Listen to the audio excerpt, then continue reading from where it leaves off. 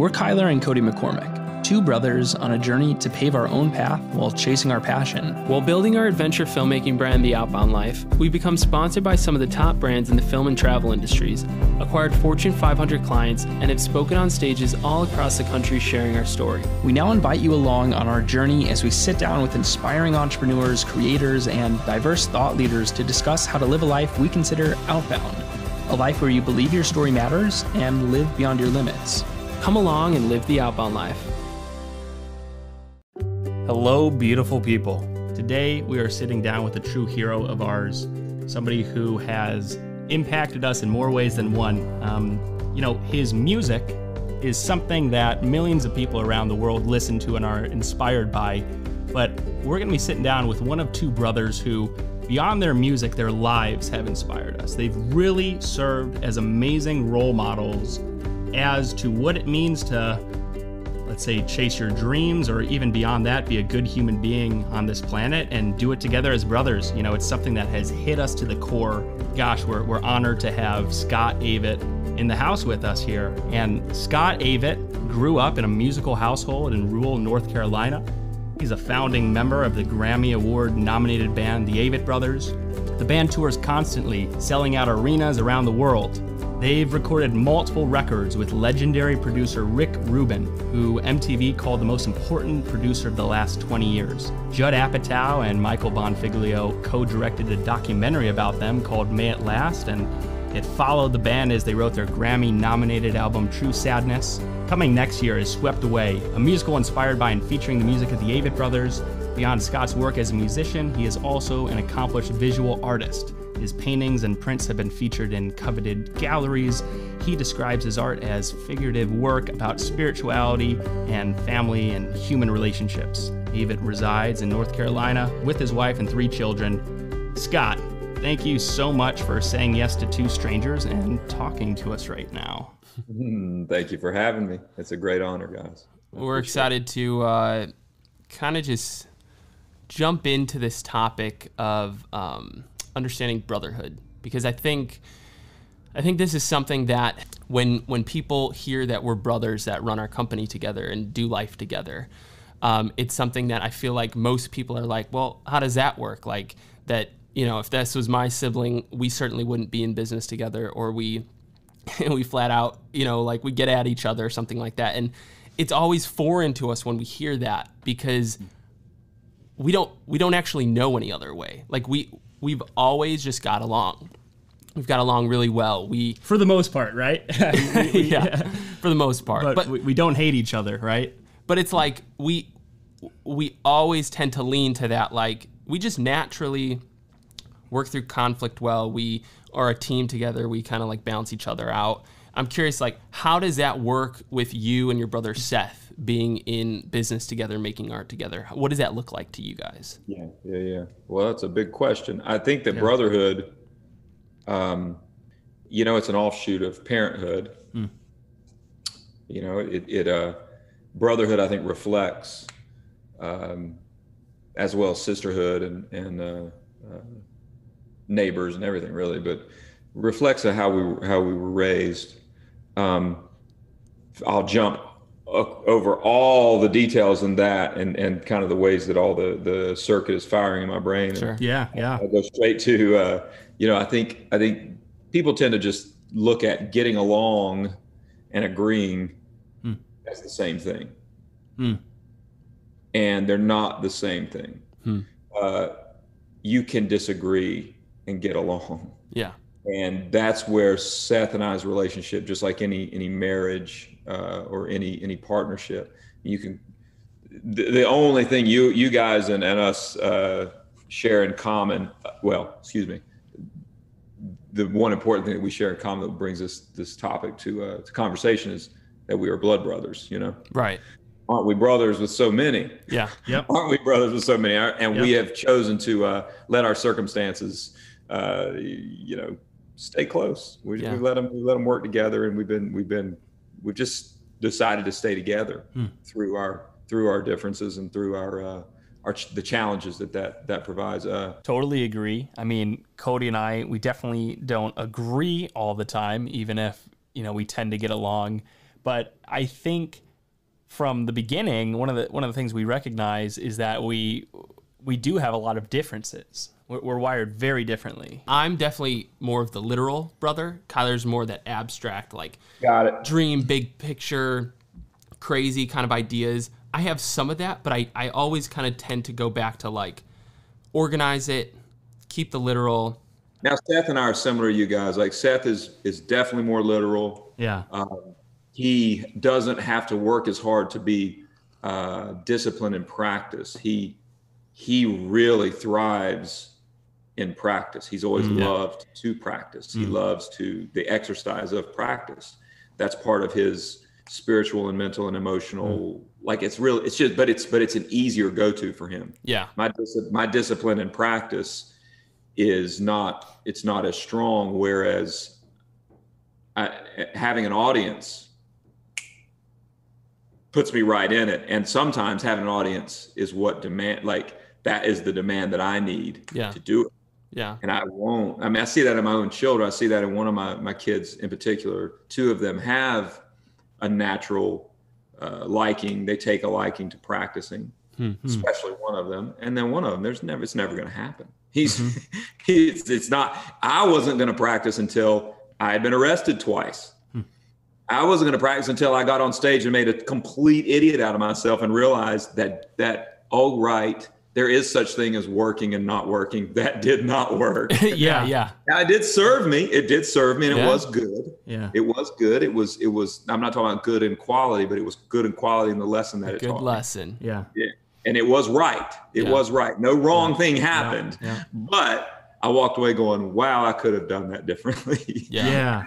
More prepared. Yeah. Go back to the parenthood thing. Yeah. Just like we were gifted and privileged with loving parents that paid it so forward to us that we were we entered our chosen paths with an abundant, just like overabundance of love and confidence. Yeah. And not even really, probably not even realistic comfort and security, like we just came into it with the security that I think gave us a great advantage and made it possible for us to stay in harmony.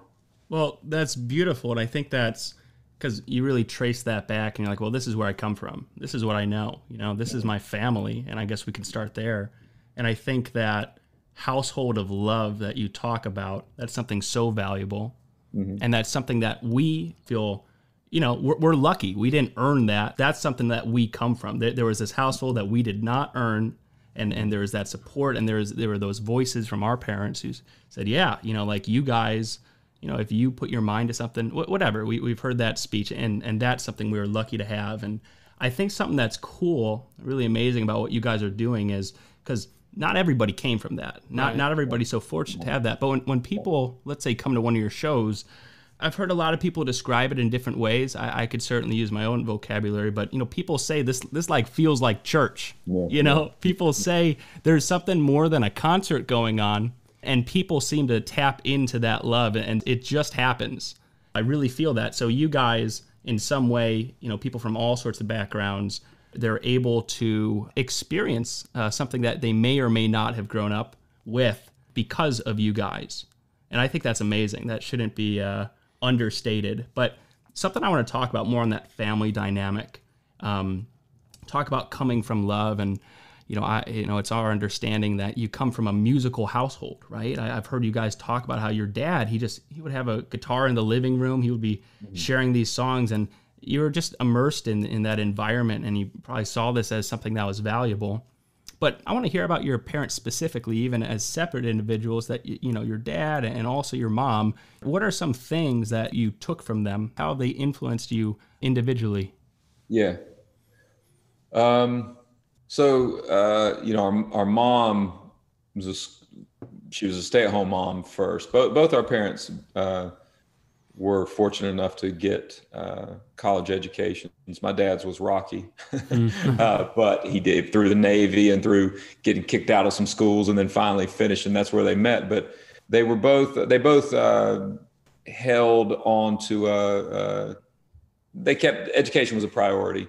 And I think that provided them an opportunity to at least have a stable job. We were never financially ahead of anything, really. We were never rich.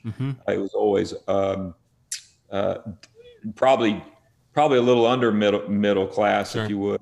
But it was very blue collar, very rural. Our mom, who was stay at home through our early childhood, then was a school teacher, a reading teacher. Yeah.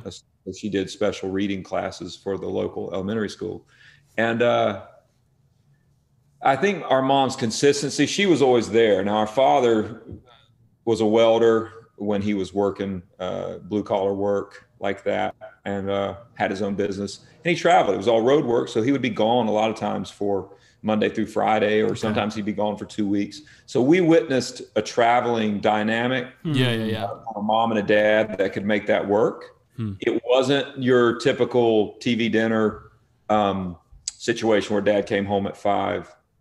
Yeah. Which a lot of my friends had. My wife relates to that. You know, there was a real clarity in the roles. In a lot of ways, my mom did, as far as the home, she kind of did everything, because dad's responsibility to go, and he worked very hard, but he was gone working hard. Yeah. So but we watched it successfully work.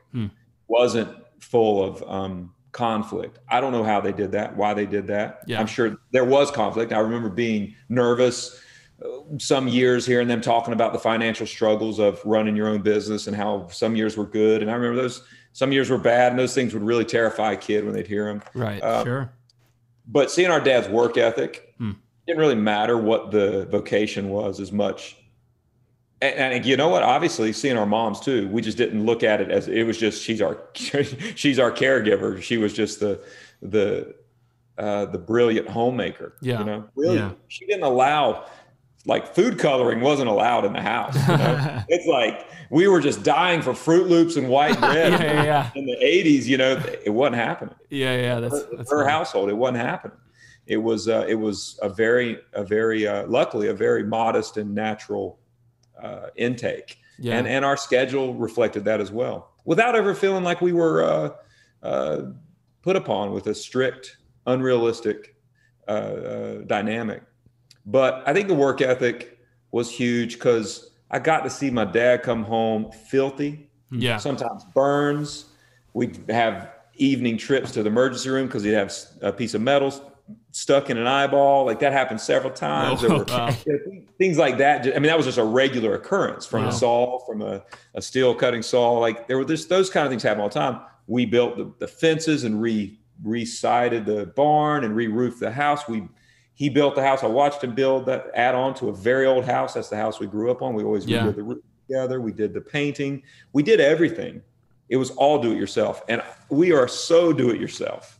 Yeah. We would not have grown as slow as we did if we weren't. If we lived in Nashville or LA or New York and went faster, we would have been commercially successful much earlier. But we were so do it yourself that we were just in a van. And I mean, I was balancing the checkbook, writing checks to me and Seth and Bob, you know? And then the fourth person was sort of this, we actually had a name for the band, and we would call it McGlamoury, because McGlamoury was this family that the Avett family was really close with. And McGlamoury was sort of the name of the Avett Brothers entity. It was the secret name. So McGlamoury would always get a quarter. Seth and Bob and I would get one quarter each, and then that fourth quarter would go to McGlamoury. And, interesting. So the do-it-yourself thing, we did. I think that's what we took mostly from our upbringing. And the guitar, being around and drawing, that really was an actual reflection of the fact that we lived down a dirt road, that we couldn't get cable TV. Even all the way up into the 90s, cable was like, they would not run it down this road. It was half a mile of dirt, and they weren't going to do it. So we just didn't grow up with a lot of those some of the suburban friends that I had. I'd go to their houses, and I thought they had so many toys and gadgets that I was so jealous of it, because we just didn't have it. Yeah. Pops and mom just wouldn't do it. Well, I think that's so interesting to kind of hear, because I think in a lot of ways we resonate with like that upbringing of like seeing parents that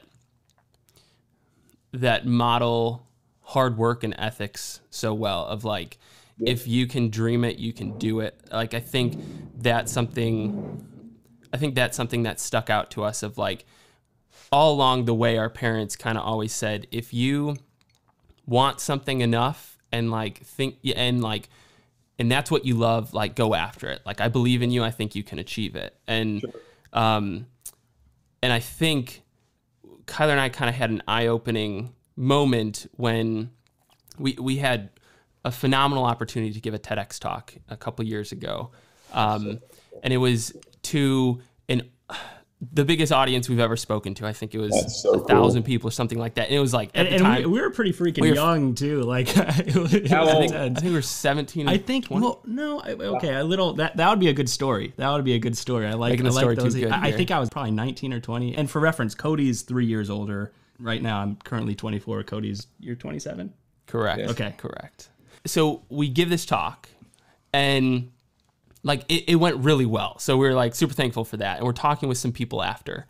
And kind of the norm, I feel like, is, you know, people are like, wow, that was inspiring, like awesome story. And then this one guy, you know, and we're feeling really good, right? We're like, oh, yeah, our egos like, are up here, man. We're look out. We're like, all right, we just accomplished this and check that off. And then this one guy goes, guys, good talk, but did you think about all the people, all the kids that didn't have those supportive parents? And did you think about that that's probably the majority of people?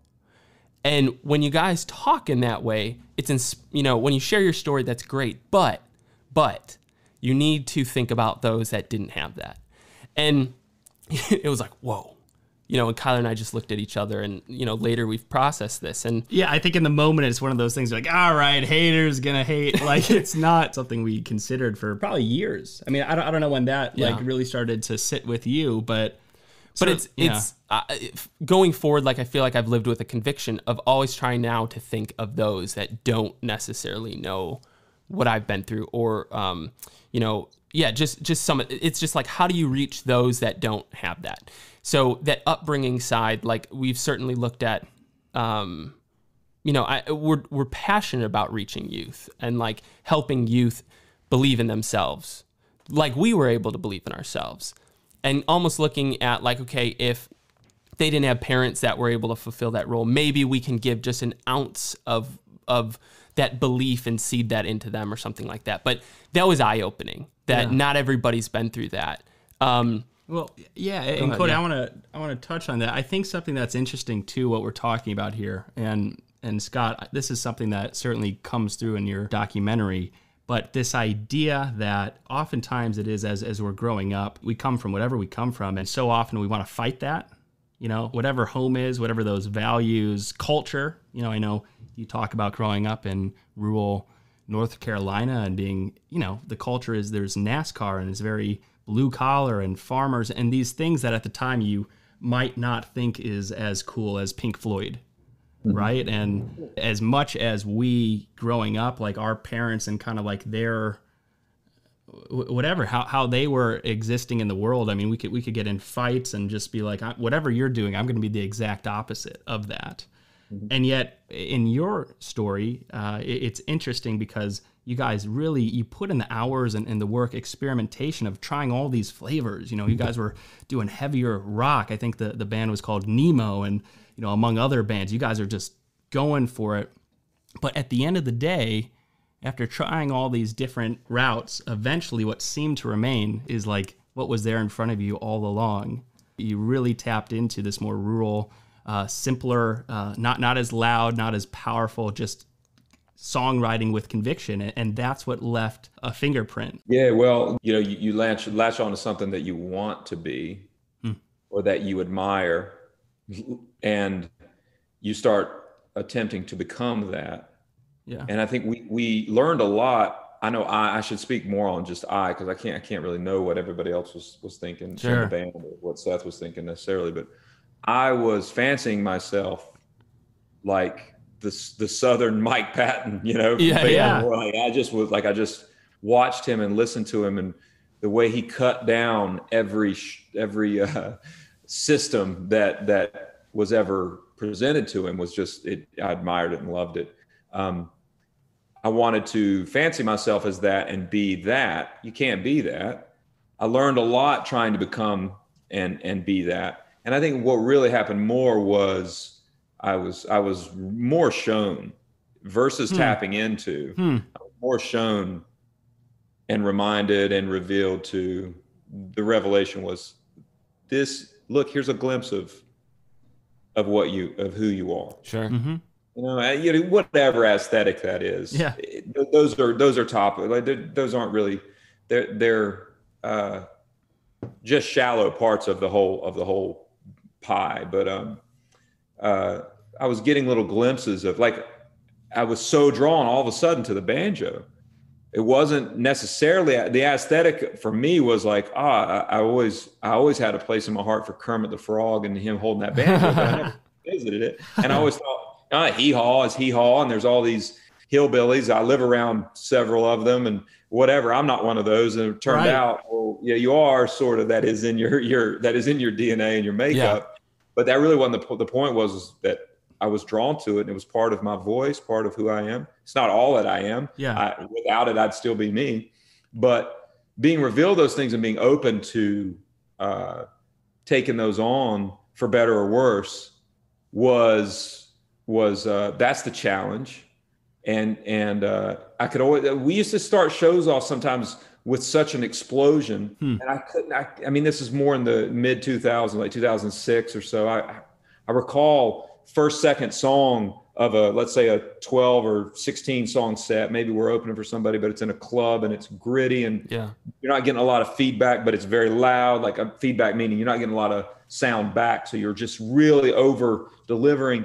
And I can remember trying to come out of the gate in that, at let's see, you're mid to late 20s, 30-year-old, you got a lot of energy. You guys got a lot of energy, and you're giving it everything you got. Yeah. And here you come with it. You just imagine the highest and loudest screams you can give, the most tense, just the most tension you can, an explosion you can project with your body and your expression. And within 2 songs, you realize I'm putting on a front. That sometimes you really feel that way. Yeah. And if you're dialing into it when you build up to that and really let it go, but then I'd find myself already just like, and then I'd have to be climbing back into this identity of who are you really? Where are you really right now? Are you expressing that? I'm not much of an actor. I'm much more of like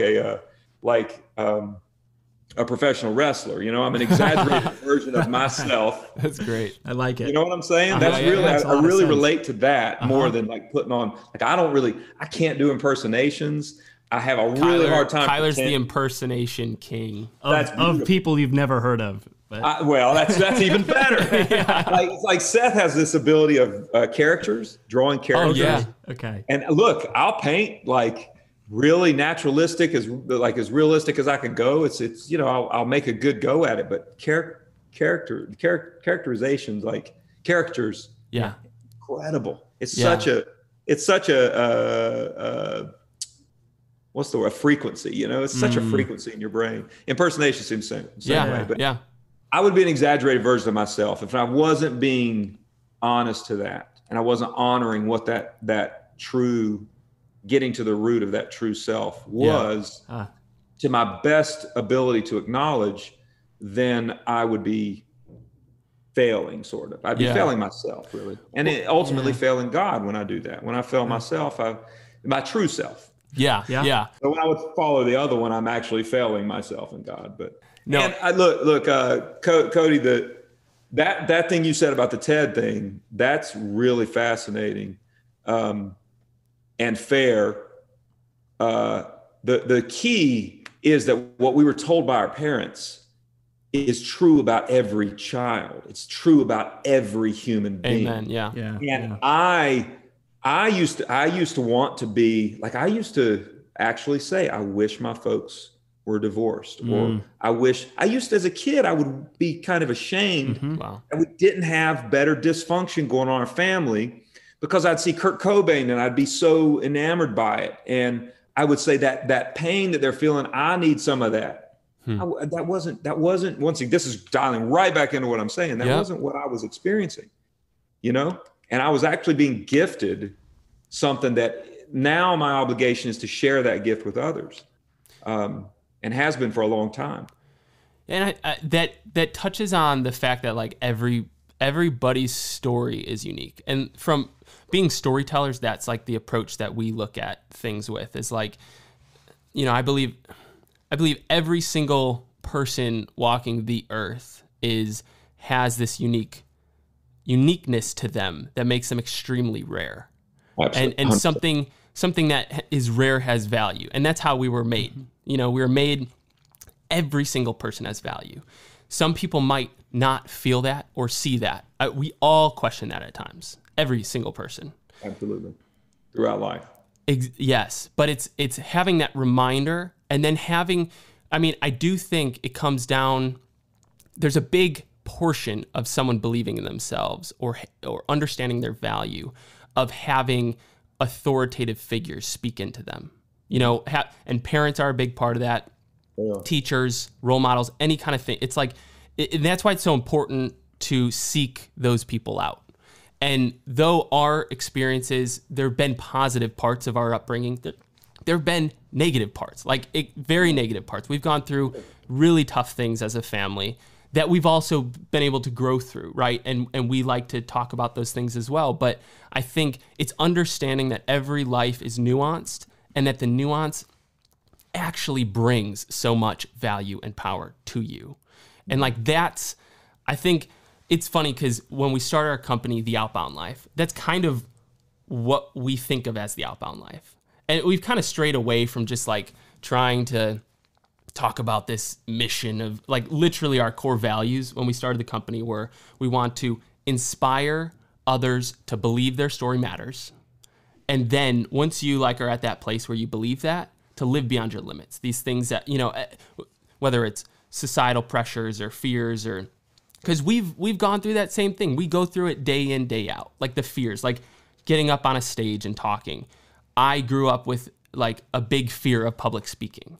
And it wasn't until like we kind of got into this zone almost of me being so passionate to the point that like, I feel like if I don't share my story, like I just feel this conviction to share my story with people. And that has helped me get over that fear. And I think I've been able to connect with a lot of people really well because of that, because that was a pain that I had to go through, you know? Cody, yeah. There's this really interesting quote, and Scott, I don't know if you would have heard it before.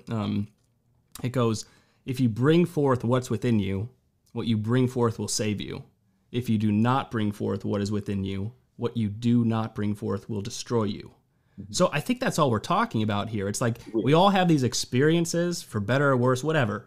We're learning through it, and then we feel the need to express ourselves. You know, when Cody's talking about things in his upbringing, and now he has a conviction, and he wants to share those through whatever ways. That's what you guys are doing up on the stage. It seems to me you're just being honest. It's not even necessarily preaching. It's sharing something that's sincere. One of the things you talked about a few minutes ago, and I thought it was really interesting, you're talking about this story of how you would be up on the stage back in earlier years, and you would have these really heavy songs and maybe vocally really draining, yelling, you know, screaming. It's powerful. And man, you brought it. You know, it wasn't that was not true, but you said after maybe a couple songs that would wear off, and you're like, maybe that's not the most sincere. Maybe that's not at like the core of this. And so it seems like as you go and as you continue to go, you're just getting deeper and deeper and deeper and deeper to the core of who you are, who you believe you are. Can you talk about that a little bit? And one of the phrases you mentioned is true self.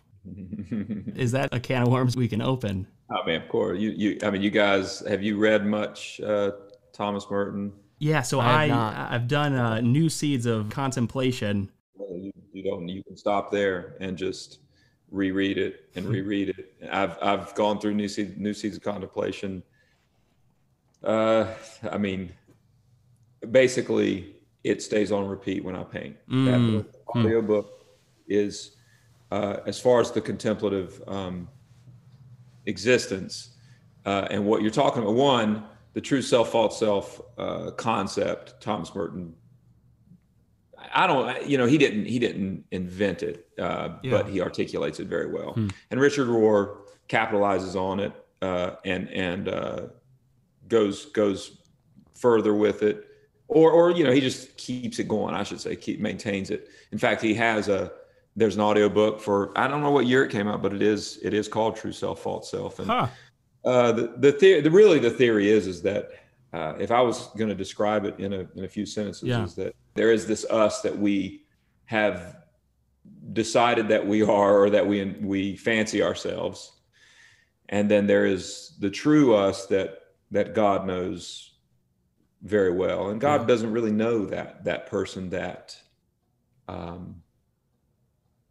should exercise today, because if I don't, I won't be enough, or the one that really needs to write a good song, because if I don't, people will forget about me, or the one that really needs to make a little more money just so we can have, I don't know, the better insurance or the better carport. Those are easy targets. It's kind of low hanging fruit, but the one that God knows is the true self, and it is our soul. And I think the more that we want to be with our true self, it's inevitable that the quieter we become. And before I was even in Nemo, I was in a group called Cut Fat. And Cut Fat, we're talking about 1996, and the Korn and the Deftones and Faith No More was there, and there the new metal, this sort of, as we exited the whole grunge footprint that moved us all so much as teenagers, there was this new metal thing, and it was even, in a lot of ways, it was even harder, and then the rap part came into it, and there was some really interesting, there's some fascinating and very interesting creations that came from that. But that band was like that. And talk about me being a fish out of water. But I tried, and I did the screaming, and I did the rapping, and I played house parties that when somebody started fighting, the band was encouraged to play on, not stop. It was just like, and there were the circle pits, and we would play, and people would just destroy themselves out there, and I would be in the middle of them. And Nemo had a lot of that too. There was a lot of that sort of self-destructive and also other destruction of those around you result. But every time I would move, it would be a move to something slightly quieter and more effective. Now, it's been a slow process for me. I've been not an easy surrenderer, I guess, to the contemplative way. But I think in the past 5 to 8 years, you just catch these glimpses. It's just, I shouldn't say 5, it's all my life. You catch these glimpses. Sure. As a child, it's just readily available, especially if you have time and space. If you have time and space as a child, everything's there to remind you. The clouds in the sky, and the pin oak that's dropping leaves on you, and the broom grass in the field, and the birds that are talking to you, and the squirrels that are screaming across the forest. Like, it's all just telling you who you are and where you need to be and how to be. And I involved myself in that a lot as a kid. Yeah, that's another. That was another. Just I don't know. I don't even know if you call that a privilege. That's just a gift. That is God's gift to everyone, and it's there. It's not. It doesn't cost anything. But so many people are denied it without love. Without space and without care. Just practical care that people need, loving care that people need. Not to get off on it. Yeah. No. Do you find? Having your rural upbringing. And because I think talking about that space and creativity, we all feel this. Like when deadlines get pushed and and everything's higher pressure, the creativity gets squeezed out. Like it does 100%. I always feel that is like when Yeah. you don't have that freedom in the space to just think and contemplate, it just becomes like a machine, and then that's where the creativity no longer is. Yep. How like you guys are mainly a touring band. You are going to cities where there's people and gathering people, and being in New York City or Chicago or some of just these big cities that are the complete opposite of space. How do you feel you balance that so that you can get back to your creative space, and even kind of contrast for me that excitement of being in the big city and doing that? Going back to some of the fears, like what you guys were saying a little bit ago, right before I went on that little tangent. When the fear of like speaking in front of people takes over, and you don't dance with your purpose or exercise your purpose because of the fear, that's what you're talking about, Kyler. That's the, and Cody, that's the stop. So for me, from the beginning, early on, I've talked a little bit about this, and that's where songs like Murder in the City came from. For me, it was really difficult to navigate cities. Just growing up in the country and being very comfortable, and being that comfort being that structure just being built and supported. Going into cities and needing to feel comfortable and spend long hours in cities exposed. I mean, it's not like you could just go to your bus or to your backstage. Sometimes there was no backstage. That was really difficult for me. However, when I knew what I was doing, when I was on stage, and whenever I had a purpose and somewhere to go and a reason to do it, it never even, like, the fear could be massive, and I could have panics at time, but it never occurred to me to not do it. Wow. You just not once was I going to go, I'm not going to do it. I might have diverted a few times and worked up, but those big cities were they were especially intimidating in the early years, because you really got to go to some places that just don't have the structure. When you're going to play Madison Square Garden, it's pretty structured. You know what you're going to do, and it's pretty insulated, if you will. Sure. Yeah. But when you're going to like Chicago our first time, like we're just driving for like an hour through the drudge of the city into places we don't even know what nook we're in, what borough we're in. Where are you going to park the bus? Where are you going to park? Well, the van, the truck at that point. We are the performers, we're the drivers, we're the bookers, and we're the security, and we're the promoters, and we got to collect the money too. And then when you're doing it like that, you're just like, I was just firing on all cylinders, and okay, what if this happens? What do I need to do here? What's this, that, all the time. Yeah. It's exhausting, but I never once thought of not doing it. Now, going into those cities I have a very different relationship with them now. And the contrast of what it is to be in rural North Carolina and New York City is not as wide anymore. You definitely can go and have contemplative moments in Central Park, among other parks, and you can even have them, on the front stoop of your hotel or your apartment. You certainly can, and you can always go to a room and have them. So that's accessible to everybody everywhere, but it's just changing the mentality. My mentality was branded as a child, and that wasn't all good. Like that didn't all serve me. It did hinder some things for travel. Isn't it funny how a deadline is placed to have a successful rollout of something creative, and isn't it amazing that to have a successful rollout of something creative, the first thing that has to be compromised is something creative. Creativity itself. To succeed, the thing that is leading the charge. Yeah. That's one thing that we, this parallels into that talk about going into cities and having contemplative space.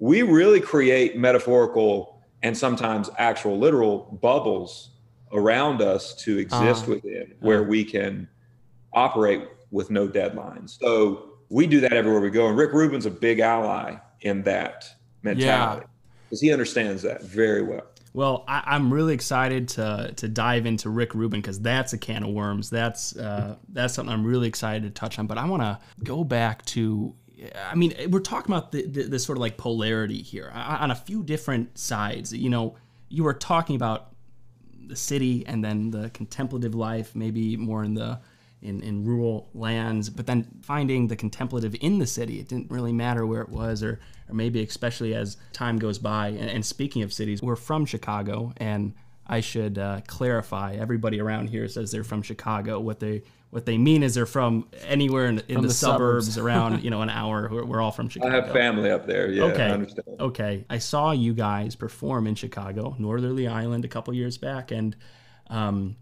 my favorite moment from that show, Scott, it wasn't one of kind of like the grandiose moments. It wasn't like the grand finale or like, laundry room with the big disco ball or ending with No Hard Feelings. My favorite song, by the way. It was this little moment that you could have missed, but it was a statement that you said, and you said out loud. It was the kind of thing that typically you would probably just think to yourself, but you said it out loud. This is what stuck with me. You said something like, "Help me mean it, Scott." You were talking to yourself. Help me mean it. Oh. Make it true. I don't remember that, but make it true. And it was like, shoot, this guy, like, he really is trying to mean this. That was my highlight from the show. We're exploring sincerity and ideas of the true self, because, in any form of performance, touring as a touring band, certainly I think it's so easy just to phone it in. Hey, we're on the road and here's night whatever of whatever,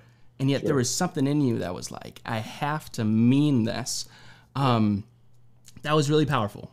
That's so nice to hear. Well, that's precious. That's I missed that. I remember after that show, because we have family, we always spend a lot of time visiting folks in Chicago and spend a lot of time there, but I remember after that show very well. That's very precious. Well, I think that's when the shows are, those moments. I'm definitely knowing I'm where I'm supposed to be. Especially when you get a chance to remind yourself something like that. I like that, because that's a sign that I was there. It's nice to hear. That's amazing. And now I do want to go back to something that you brought up, which is Rick Rubin. Mm-hmm. I mean, where do you even begin with such a legendary, talented, multi-dimensional human being? I mean, I can only imagine from the outside of everything I've learned about him, and even watching his, beyond your guys' movie, his miniseries on HBO, which I'd recommend to everybody. For the people at home who maybe wouldn't know who Rick Rubin is, when it comes to music and producing, he's a legend. Like, he has all the accolades. MTV's called him the most important producer of the last 20 years. Worked with everybody from Johnny Cash, Adele, Eminem, just everybody. I want to bring that context, and now I want to bring it to you, as far as you guys come from this very grassroots, I want to say organic feel. Authenticity, that's at the heart of it, and being true to yourself. And then eventually Rick Rubin hits you up. Like, tell me about this. Yeah. Well, we were, after the record Emotionalism, we were getting a lot of a buzz and a lot of, we were getting courted by all the major labels. Wow. Lots of really great indie labels. Mm-hmm. And we were on Ramsey Records, which we were very happy with, and we had grown steady from 2002, even though Seth and Bob and I were working before then. But 2002 is when we really went on tour, like really did a real tour. That was the first time we came to Chicago and played. Okay. 2002 to 2008. And everybody was making a lot of great noise and making pitches to us about how they would work with us and what they could offer. And they all none of them sounded really bad, but they felt very lateral a lot of them sounded really good, but they were lateral in the way that we were already growing in all the ways that they were talking about. Yeah. And we knew that the magic was that people are coming to the shows, and we're developing relationships with people, and no label's gonna, if a label gets us on the cover of Rolling Stone or we get to land something here or there, it can help our career, but nothing I don't know that we could have done it any better the way we were growing and getting to know people, building relationships with people, fans, like people like to say. So we were not all like really super inspired by what we were hearing. But when Rick called, we instantly saw, the advancement that we could make creatively was more obvious. And that in that department, we were like, now they're talking our language. Now somebody's talking about something that we actually would like to go after. Keeping you in your lane. Yeah, now we understand that language. You're like, we get that. You telling us that you can sell more records, that's great. But we trust that that's just going to happen anyway, because we're going to make great records. I mean, that's part of that confidence that we'd always had. Whatever record we make next is going to be the best one we've ever made. That's what happens every time. Whatever is the more now record that we make, it's the best one we've ever made. And working with Rick was going to challenge us. We knew that because we were going into a new world of like someone else having a say in it. And Seth and I, we did pretty good, but I don't know that we can work together very well. But we just were convinced that stirring it up with someone of his caliber had to be great. And when we met Rick, it was like going to visit somebody that you'd always known. And it went from there instantly. So how does that, I'm curious, like, how does that dynamic work? And I think I'm really curious for you to add some perspective into a music producer. Because in the film world, there are 10 different types of producers you can have. And then we got Rick. He's a music producer. Like, break it down. What is he actually doing with you guys? Do a lot of listening. Like, I guess the best way I could describe is like for right now, there'll be a group of songs that Seth and I will rough out. We'll make drafts of them to our best ability here locally. We'll send them to Rick, and all the elements to a work of art, like the story, the quality, the impact that they have musically, sonically, I suppose. But I think Rick reacts based on all those elements.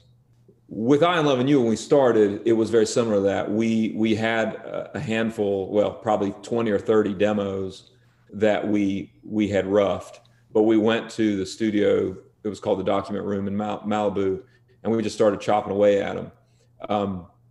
The first day, we were trying to record Laundry Room. Yeah. Wow. And it just wasn't working. And it was our first day with Rick, and it was not happening.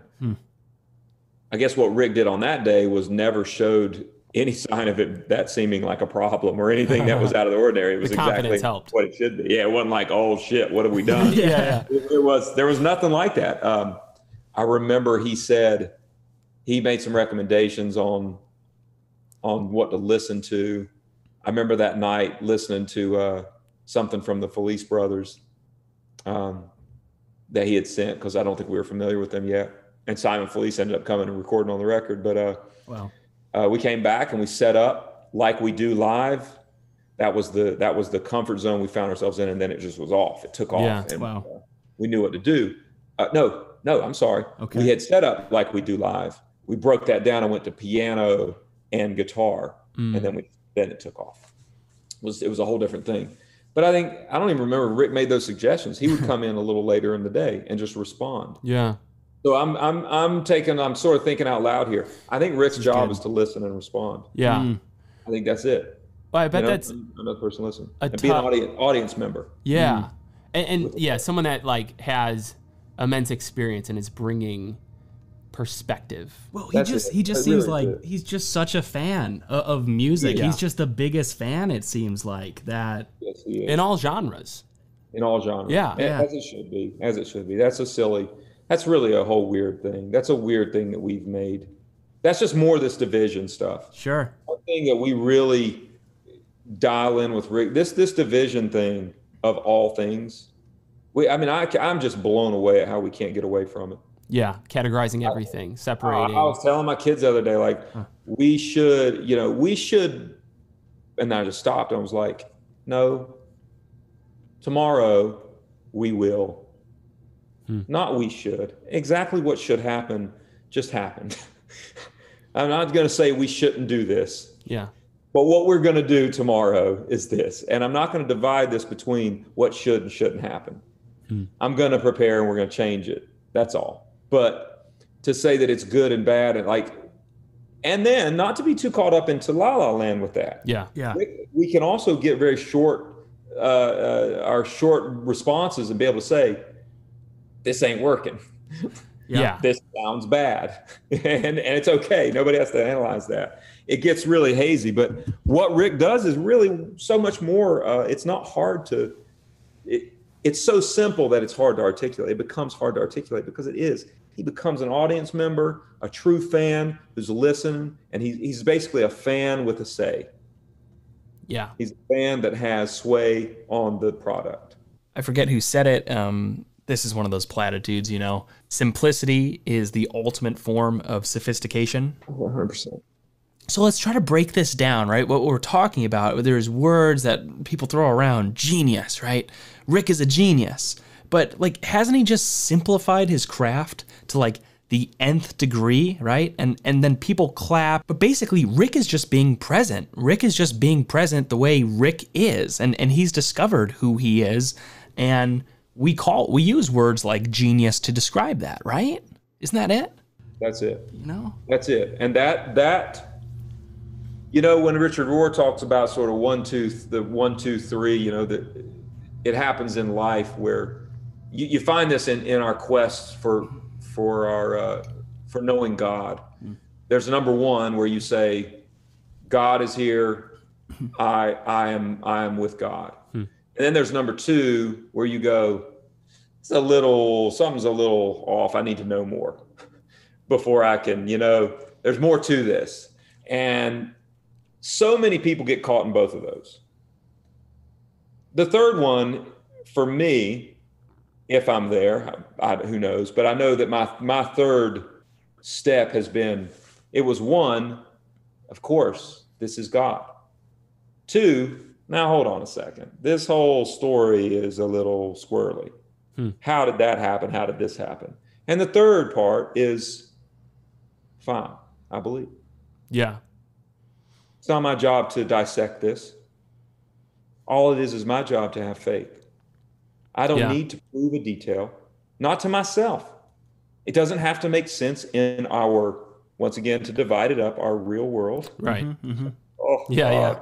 So Rick he's one of the people one of those types that has advanced through to that, the genius of simplicity. And he understands that, and I'm so grateful for it. Isn't there that Zen quote, something like, maybe this is Abraham Lincoln, isn't everything on the internet by Abraham Lincoln? It's something like, if I had 9 hours to cut down a tree, I would be spending 6 hours sharpening my axe. Yeah. Whatever it takes to... Negative space, I guess, is so key. Yeah. And identifying that when it's necessary and revealing that, I think that's a sign of maturity. Yeah. In that, for me, a tendency I have is to get to the page, get to the canvas, get to the guitar, get to the computer, and get to work. Yeah. Instead, it really, sometimes in fact, it happened yesterday when I had that feeling. I identified that I don't really know what I'm going to get to. I don't know what the hands are going to do or what the eyes are going to do. So instead I was like, get back to the lounge chair. Yeah. Sit down and take in or don't take in whatever needs to come to you, but just be. Yeah. And it served me better. I ended up having a really very productive 1 hour of work versus a 6 hour window that I would have blown. Because you're talking about how with you in that art session, you had to kind of surrender and be like, I don't even know what I'm going for. And maybe it's going to end up being, seemingly unproductive, and that'll serve me next week. Who knows? I just got to be open for this. I think about, for me, I often go back to these 2 words let's say, being and becoming. And I think about especially like Western society, of course, it's all about, become, like, what's the next promotion? What's the next, like, what, Scott, where's your new art? Where, what's the new job? Whatever.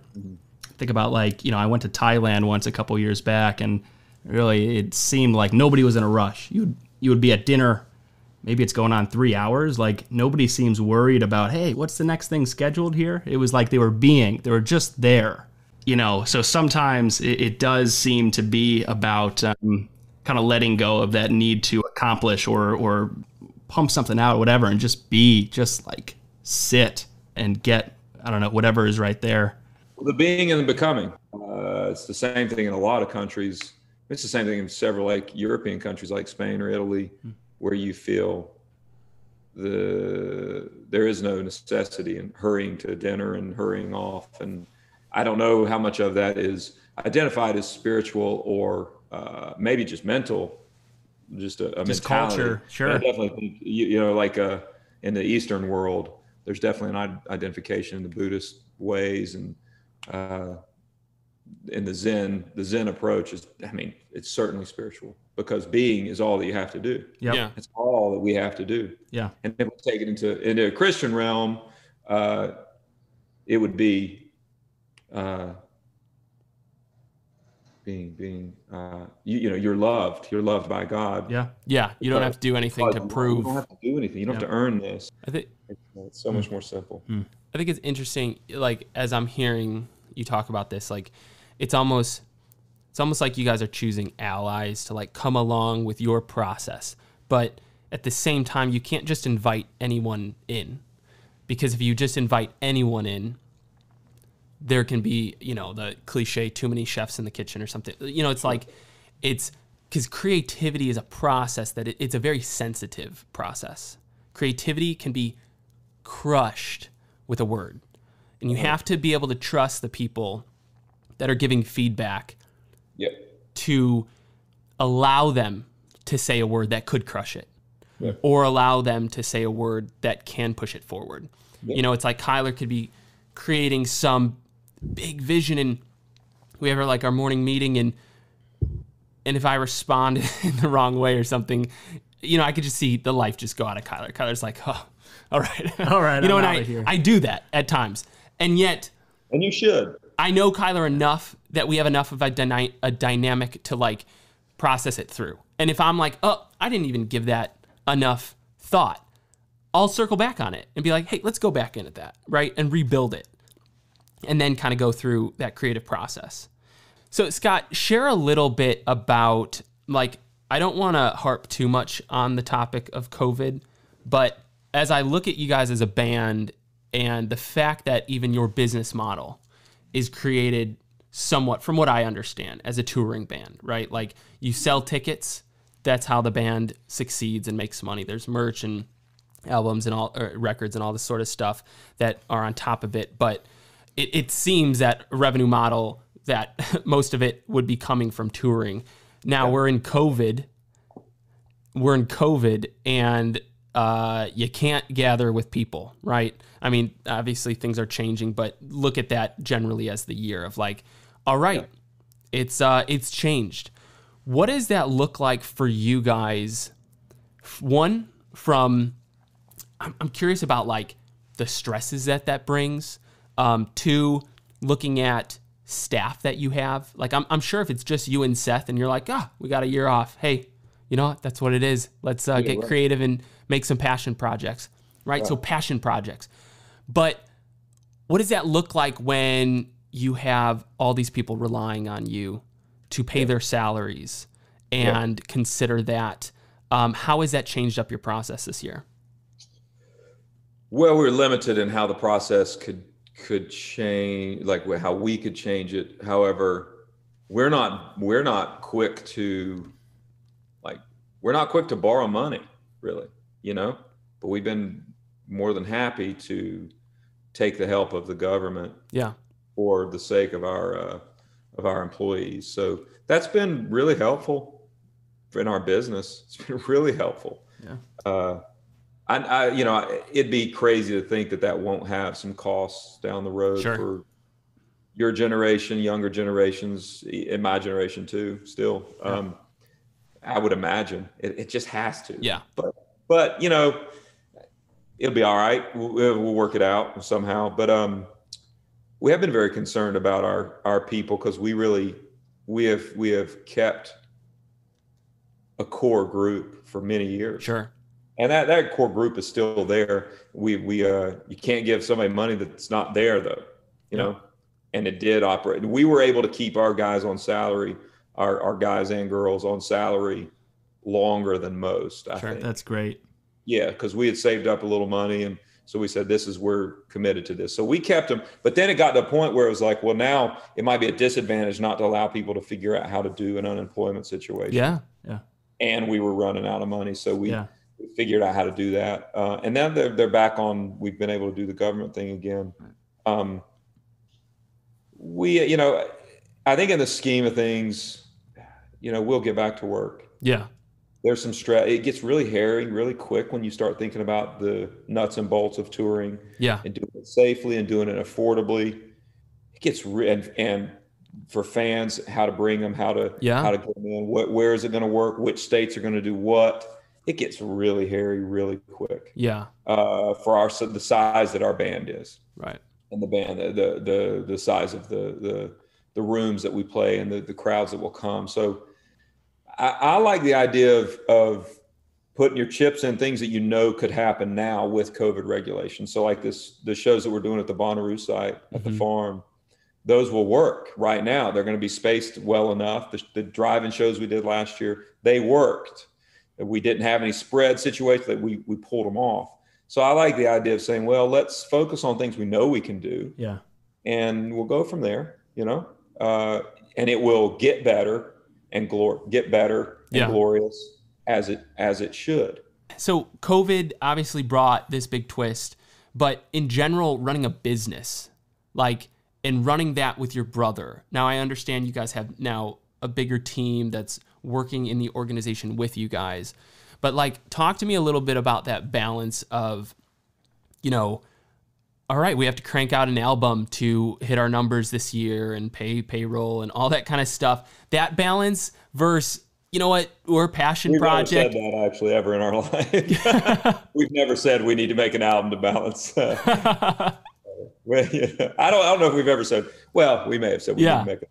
Anyway, sorry. No, but that's great feedback. Because, I mean, I want to think about some of our listeners are going to be young creatives that are trying to start their business and trying to get over the hump of well, I'm going to take on that project, not because I love it, but because it's going to keep me in business another month.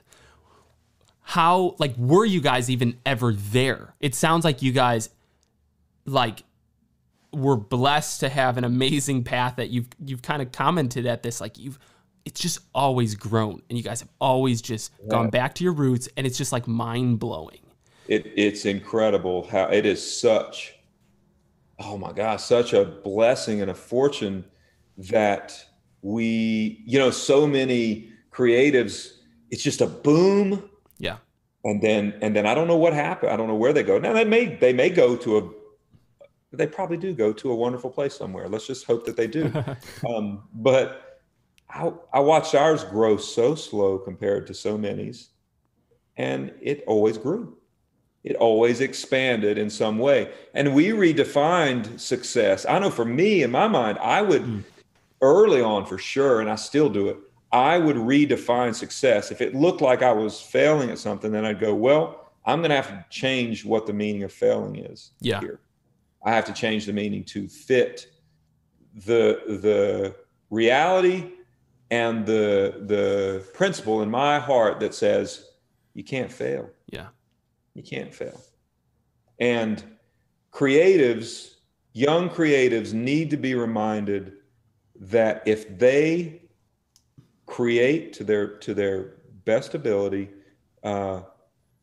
make the things that they're called to make, spend as much time as they can doing that, I promise you the business will follow. All that stuff, any accolade that you need to have or need to approach, achieve, acquire, it will happen if you put everything you got into it However, if you're thinking about the gallery while you're in the studio, I had a painting professor tell me this. This painter, Leland Wallen, he was incredible. He is incredible. He said, if you're thinking about the gallery walls, it's dead in the water. It's dead in the water. The gallery is not a consideration when you are making a giant piece of notebook paper. Yeah. What the heck? Like, well, how does that make any sense? It doesn't make any sense except to me, and I have to follow that. And it does not matter if it's a success or not. Yeah. Yeah. Yeah. You know what I'm saying? Yeah. So the creative, like, we have to, like, and I understand, because even at the point that I'm at, those X is there. The ghost is there to get in your head and tell you, well, wow, look what they did. Where are you? What have you done? How would ever, you know? You go, I got to reject that. Because I got one thing to do today. You know, I can do, or not today, I'm saying one thing to do at the moment that is now, and I need to be doing it. Yeah. And it can't be found on Instagram. It can't be found really in all the great tools that we have. It can't be, its root can't be at those tools. Those are tools. You use those to elevate it and to expand upon it. But the root of it is really in real life, in your soul, and in your experience, and in your situation. Not to get too abstract there. Oh, that's good. You know, the business stuff will come. Rick would say that a lot. You know, he'd say, look, we're going to make nothing's coming out of this studio that's not going to be great. We will not allow any of this. So don't worry. Yeah. When somebody says, what if it's not good? Yeah. Yeah. Well, who cares what they say? Nothing's coming out of the studio that's not great. And the rest of it will handle itself. That's that. That's monumental to hear. I mean, that is the perspective that you guys view your work with. Because I'll be completely open and honest. Like, we talk about the other side of that a lot. You know, we are constantly talking about, we always have a handful of passion projects going, and that's where we feel we are going to create the most impactful story, the things that are truest to our heart, the impact we want to see out there in the world. But we also, work very, very hard at scaling the business so that the revenue is coming in to keep us going on what we need to do. But I love how you share that, the confidence that you guys create your art with. I mean, that is, if others can keep at that pure state, I mean, that confidence to live with that, knowing you're putting your best effort into your piece, knowing that you having the right group of people around you that are going to give the right feedback, without a doubt, it's going to be the best piece possible. And that it's going to reach people. Yeah. And it's going to be a quote unquote success in the way that it needs to be. I think it'll be what it needs to be. Yeah. That's an interesting dynamic that Cody touched on. And I think it might even go back to kind of the partnership here. You're finding gratification on a personal level, and yet it's a business. This pays the bill. And also to note real quick, business is fun. I mean, truly, business to me is fun. I love it. I love the hustle of it.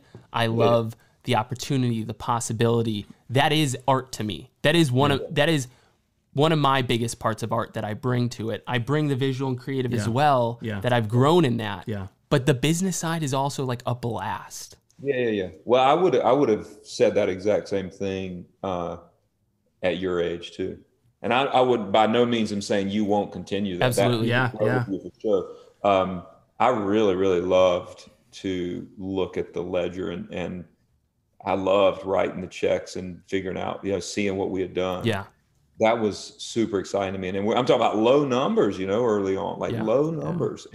But what a thrill, and what an enjoyable discipline in oh man, especially when you're able to do it without people getting in it in your business. You're doing your business without people getting in it. And like Seth and Bob were very trusting of me. They really gifted me with just, they were like, you got this. And I bit off more than I could chew, because I would take as much of it as I could. And eventually I started realizing, like, that's another thing that Rick taught me in particular, like just by watching him. Yeah. About delegation. Like I didn't. Yeah. Powerful. Definitely at 26 to 33, I was like not delegating to anybody. Like I just was like, I got this. I had, all the energy and all the, you guys are in the trenches though, at 27 and 23, mentally and emotionally, and there's not to be melodramatic about it. There's a bit of a war that's waged in those ages. Absolutely. And there's a reckoning that you fought, like as your physical and your spiritual is very strong, it's very powerful. And it will stay that way probably for a long way for, healthy guys like you, but your spiritual will just keep knocking. And I could have never spoke like you guys do at 23 or 27. I was not, there wasn't as much daylight on my face as is on yours. I have a visual of literally many hours spent at tables with candles and rich moments, very rich, very, very good, very rich and lively moments, but very conflicted and sometimes troubling moments. That just, what a joy to have worked through, to have an opportunity to work through. I don't want to, it's hard not to give you guys a lot of credit, not to see you guys as having it all worked out. And I just want to comfort in the fact that no three of us know. We just don't, we don't know Totally what we're doing. We don't know what we're doing. Let me give a friendly reminder of it, to myself and you guys. Like, it's great. I'm just grateful that we have love in our hearts and in our lives, Yeah. That's beautiful. And I appreciate the humility of somebody like you to say that. That's something that my heroes, they seem to know. And you're one of them, that we're all just figuring this thing out. We're stumbling through this. We don't know. We're learning. Every day is something new. And what I love about what you're talking about, and even your process with Rick, I think what you're talking about is, creativity it's simply something that you value and you honor it, like in any way. So, okay, let me try to get this one over the net a little bit. So it's like, I think anybody who's trying to, create something with their life, or they want to make a movie or an album, or they want to write a book, whatever. Oftentimes we're waiting for the stars to align, the perfect scenario. Well, once I have the right words to say, then I'll start writing the book. But I think what an artist by definition maybe realizes, like all of these thoughts and whatever, maybe you feel terrible one day it's great. That's all valuable and should be expressed. I find in my own creative life, journaling has always been the most important to me. It's like my words. I think about if the house burned down, if there's one thing I'd say, it would be all the journals. And it used to be the case years back that I would have this leather-bound journal, and I would sit in stillness, and man, if I came up with words that I thought were good, then I would open that thing up and write like a couple sentences. But I'm filtering myself so much. So eventually I found, okay, Tyler, I'm talking to myself here, I have such a big barrier to entry. There's a gate in front of creativity, and creativity is medicine. So there shouldn't be that. And so one of the things I started doing is I literally just, with my iPhone, I opened the Notes app, and whenever I had something I laughed about, something that, well, that could be a video we make. That could be, ooh, this is somebody I would love to meet. Whatever. Nothing was too ridiculous, unimportant enough. I would just start taking note of it. And that's kind of been this sort of maybe stream of consciousness exercise on a daily basis for me. I think I have 4,000 and something notes of just random stuff, right? But it's not letting something die in the water. It's saying that any expression of creativity, any expression of yourself is equally important and should be honored. Sure. Scott, when you're talking about these kind of categories that we live in or identify by, man, it's tough to put somebody in a box. And one of the things that seems like such a massive part of your life is you're not just a musician. Another expression of art is in the visual arts form, paintings and these illustrations, which are incredible. Can you touch on that a little bit and maybe talk about what painting means to you? Mm-hmm. I relate a lot to Joni Mitchell in the idea that I am a painter that has just been totally hijacked by circumstance. Yeah, yeah. My soul is with painting. There's nothing in my life that cures me and feeds my soul as much as painting. But I contradict that often. Like, I believe that, I know that, I feel that it happens every time, but I get called to, I get called to words and melodies. Yeah. I can't stop it. Maybe I'm distracted too easily. Yeah. Painting has always been at the core, sort of the core of all my creativity. Because I'm a visual person, like the painting, it could be printmaking or drawing, even photography, but painting is an action that it's like swinging a hammer. I really love it. It is my hammer to swing in many ways. And I was drawn to it. No pun intended. I just, it was it's never easy to do, but it was easy to identify it as a go-to for me. Yeah. Easy to identify it as something that is part of my voice. I'm really quite a bit at odds about it, because at this point in my life, I see the two cramping each other. Sure. And I have built a full-on, not the Avett Brothers, but my own sort of persona empire. And the success in business that I've had has been more in a music world. Right. And so there's an honor to that no matter how I shake it, I'm tied to and obligated to. Yeah. And that's just the real world, I guess. And I talk a lot about it with my teacher, I would call her. And she always reminds me that, why do you have to be, this is back in the dividing things, why do you have to be a painter or a songwriter? Right. Sure.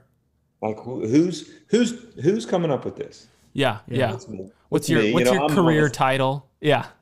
I'm the one that's judging it. I'm the one that gets fearful that, if I don't paint for 3 months, will I forget everything I ever learned? Yeah. And so I always push myself to do it, maybe when I shouldn't. So I try to be more methodical and, in a way, more boring about it, and say, here's what you're doing today. Maybe if it's dedicated to music, maybe you'll sit down and play a list of 10 songs that back and forth, but that's all you're going to do. Yeah. You're going to commit to it. And in that commitment, you're going to find God is going to remind you where God is. And you're going to find the freedom that creativity provides, which is everything. That's everything. And I think ultimately I'll always come to the end that it doesn't really matter if it's painting, songwriting, mowing the yard, speaking with you guys. It really, once again, God doesn't insist that I paint. Yeah. As soon as I thought that painting is what I need to do, I might lose both my hands, Yeah. I'll be blind. Yeah. Right.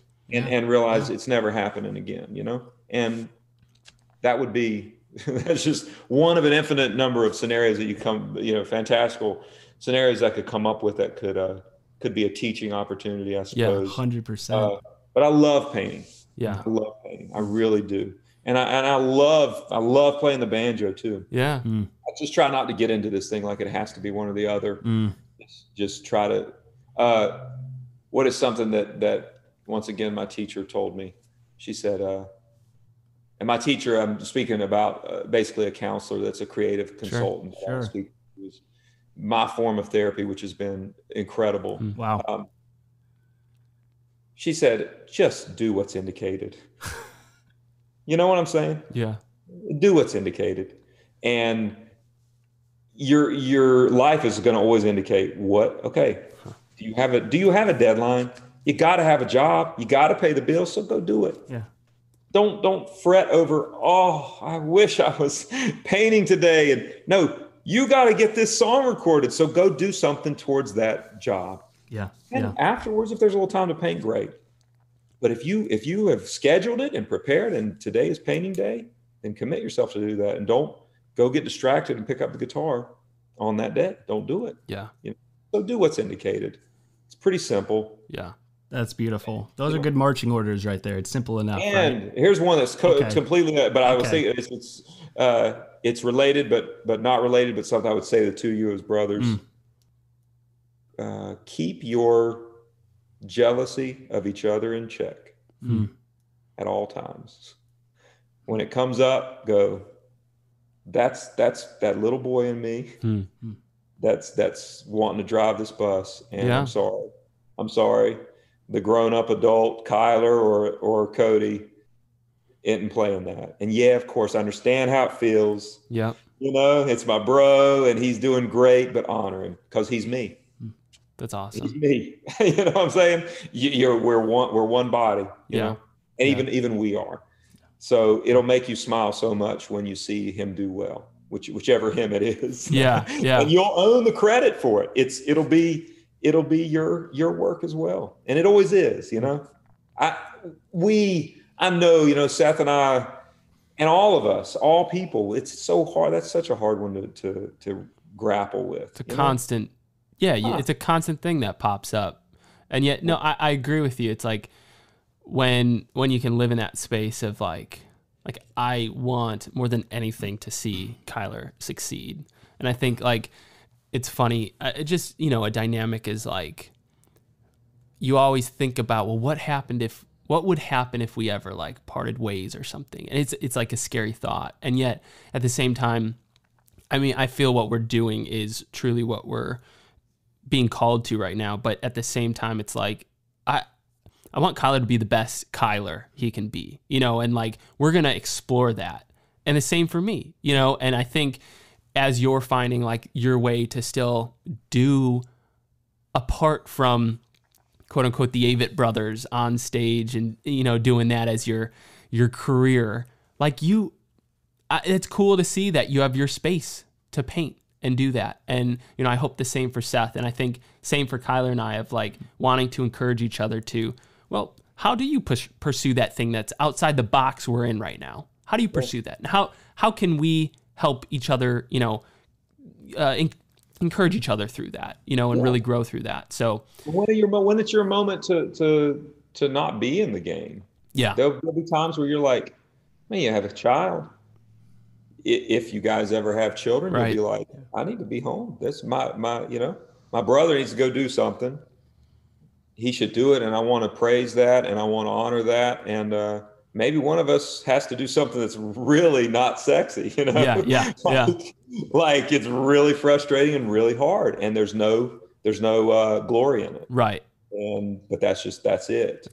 We've learned a lot with that, with all kinds of real life scenarios and lessons. And man, Seth always did such a good job as children to just be like, Scott, I think you're great. I love you. And he was so sweet. Yeah. And I was always like, well, you come on, I'll show you the way. But as an adult, to make way for him to be an adult.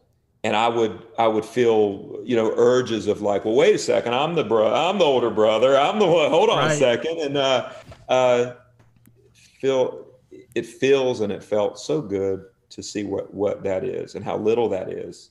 And how that wasn't, part of the real thing, the real heart of things. And reminders throughout life are going to be good for that, for all of us partners, Yeah. It reflects life all around, like our marriages and our brotherhoods and our family dynamics.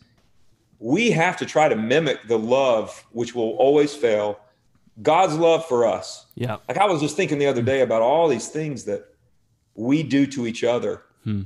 And I was thinking, God, well, imagine how God, like when we betray, like when our wife or husband or brother does the little betrayals to us, we feel put upon.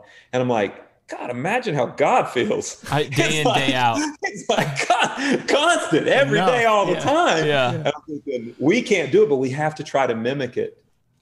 That love that is eternal and forever and non-stopping, non-conclusive, just, oh man. But it's an aspiration. It's a total aspiration. I'm not capable of it, but I like just bringing it up because it's such a warm feeling to think, hey, let's get close to that mystery as we can. I love it. Well, Scott, that's the perfect way to end this. And we can't say enough how much we appreciate you saying yes to two strangers from Chicago and talking to us. This has been really special to us. Can't overstate that. As we wrap up, I would love to ask if you'd be open to playing a song for us if you have a minute. Yeah, I do, and I was warned of this. So, and we're not strangers anymore. So, we feel the same. Strangers no more, guys. I love it. Yeah, I figured Untitled No. 4 would be a great song. That's awesome. What I was going to request. Well, good. Then it works. I guess it works out.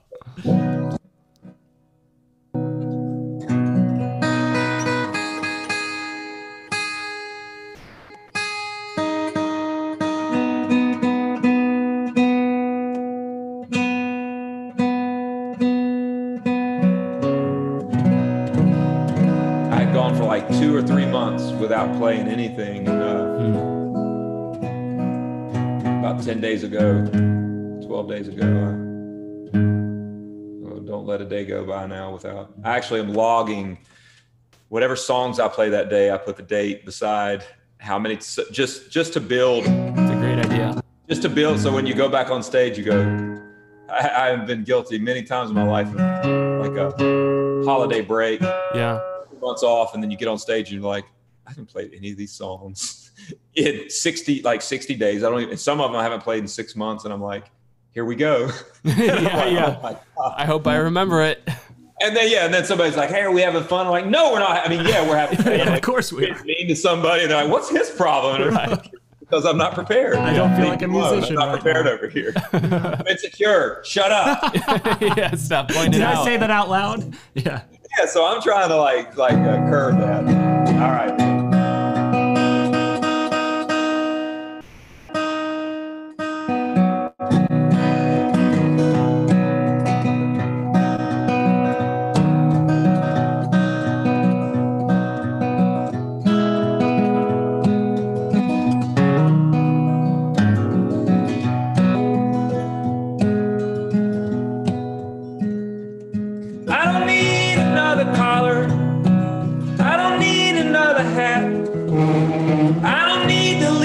Small town, don't matter where I'm at, 'cause I'm happy being me the most when I let what makes me happy go.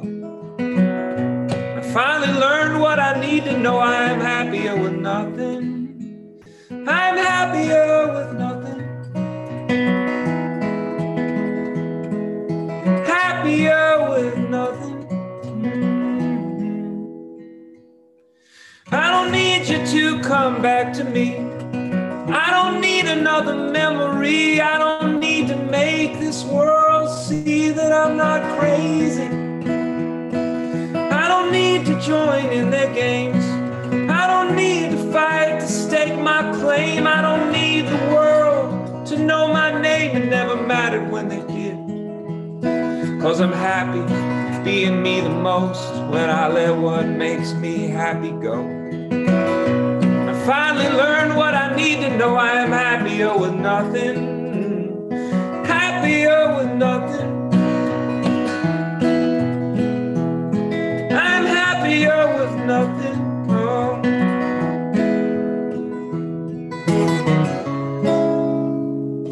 And I'm always home.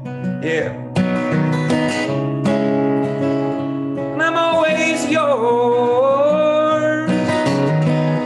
And I'll be alright with or without all the things that I've been searching for. You see, baby, I ain't searching anymore.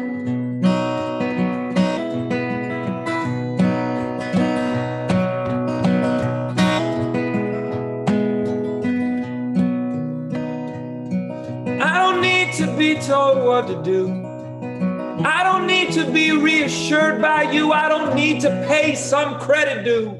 No, there is none. I don't need to join in their games. I don't need to fight to stake my claim. I don't need to make this world see that I'm not crazy. 'Cause I'm happy being me the most when I let what makes me happy go. And I finally learned what I need to know. I'm happier with nothing. I'm happier with nothing. No. I'm happier with nothing. Make it true. I'm happier with nothing. Oh, happier with nothing. Aspiring to be happier with nothing. I'm happier with nothing. I'm happier with nothing. I'm happier with nothing. Oh, I'm happier.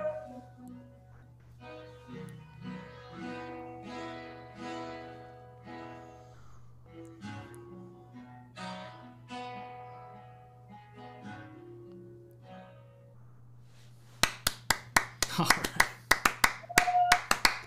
There we go. That just said it all and so much more. Thank you doesn't do it. Oh, man, this has been guys. so appreciated. So appreciated your words. Yes. Thank Just you. Wrapping up on the episode, everybody at home, listen to the Avett Brothers, for crying out loud. Go check out the third Gleam. You'll hear stuff like that on Tiled number 4. Put that one on repeat. Yeah, this conversation has been truly just such a treat to talk. for me. You know, man to man, brother to one brother of the two. But yes, thank you. All right. I hope we get to meet in person sometime, guys. Us as well. Likewise. All Thank right. Much love, guys. you. Much love to you. Thank you, Bye. Scott. A few closing thoughts, guys. First, we're so grateful you took the time to listen today. It really means a lot to us to be able to share our journey with you. Second, if you got any value or inspiration from this episode, please take a minute to leave a rating or review on Apple Podcasts. Lastly, remember, your story matters. So go for it today and live the outbound life.